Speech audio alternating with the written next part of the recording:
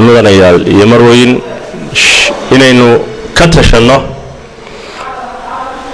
mushkiladda ama aafada iyo musiibada la yiraahdo qabyaaladda ummadeenan runtii kala qoqobtay oo daraasaadkii laga sameeyay ay cadeeyeen inay tahay ummul masaa'ib ama hooyada masaa'ibka haysta bulshada dhaxalsiisayna dib u dhaca iyo takhallufka mujtamaca ka muuqda shaariciisa maskaxdiisa dhaqankiisa dadnimadiisa runtii qabyaaladdu waynu wada garanaynaa inta halkan fadhida waa aqoontii iyo xulkii ummadda waa abka iyo isirka qofka bini aadamka uu ka soo jeedo isagu aanu dooran ilaahay subxaanahu wa tacaala uu ka abuuray waana dhaqan cid walba ay si u adeegsato dadka oo dhan hooyo aabba wada dhalay laakiin inagu sidaynu adeegsano qabyaaladda ummadaha kale uma adeegsadaan waxaan caawa u xulanay intan aqoontii in si cilmiya looga fakaro maaha si caatifada maaha si runtii xamaasada si cilmiya deep ah sidee generation haddii xataa inta waaweyn aan la daweyn karin sidee loo soo saaraa generation iyo jiilal iyo filal wada noolaan kara halku dhig waxaan nooga dhignay runtii ururkan oo ordin ah oo weli la shaacin oo gurigan uu yahay gurigii u horeeyay ee lagu soo bandhigo in lagu tashado weli lama soo bandhigin ururkan dawladda ka register galaysan yahay magacaasaan u dooranay dad dhis dadka in la dhiso ama waxa la yiraahdo danta guud cid u taagan bulshada way yarta hadiyo jeer haddii maanta dan gaar u dhaqaaqdo oo laga yaabo inaad col badan hesho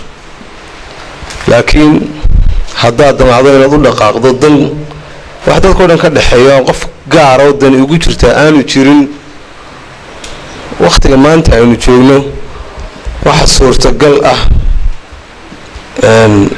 colkaagu inaanu aad u badan waxaan soo rajeynaynaa insha allahu in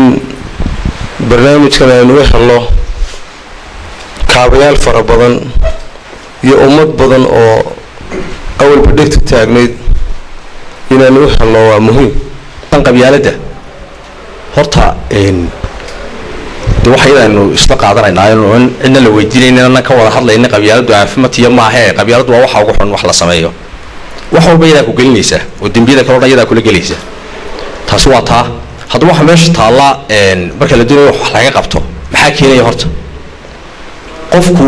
markuu dhakhtar tagay marka hadaan dhiig laga qaadin oo cudurka ay la helin meel la daweyn karayaa dawo dhakhtarku kugu qoraya waa maya wayna horta marka hore sheebaar ku diraa deetana wadaada ama kanaaca ku haysa ama waxa saa ku haya markaas uu dhakhtarku dawo qoraya horta qabyaaladdan qofku iska sameeynaya maxaa kaga xidhan aynu isweydiino qofkan inuu qabyaaladda sameeyo ma iska soo kacaabun buu qabyaalad iskaga dhaqmaya mise waxbaa kaga xidhan oo danbaa kaga xidhan oo waxbaa kaga xidhan inuu sameeyo waxaan rajaynayaa maradkan iyo xanuunkan aan maanta cidina isaga sheekaynayn ee qabyaaladda la yidhaahdo ee horumar oo dhan is-hortaagay mashaakishayna haysta waxa aabba u ah ama waxa weeye istaaraya waa qabyaalad haddaad waxa weeye eegto waxbarashada iyo dhibka ka jira marka laga sheekeeyo waxay ku soo ururaysaa qabyaalad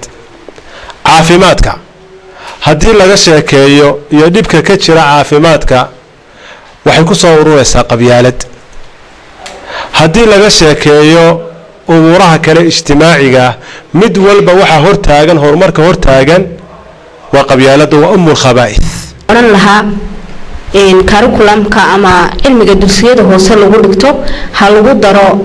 maado ka hadlaysa wadaniyada number 2 ha lagu dhigto maado ka hadlaysa akhlaaqda uu leeyahay qofka muslimka ah sidoo ilmuhu u fahmo akhlaaqiyan inuu qof muslim yahay akhlaaqda dadka muslimka leeyihiin iyo wadaniyadu waxay tahay number 3 waxaan oran lahaa inay dawladdu ka soo saarto xeer ciqaabeed oo qofku ku mutaysan karo inuu maxkamad ku tago haddii lagu qabto isagoo waxyaabo qabyaalad ku saabsan ku dhaqmay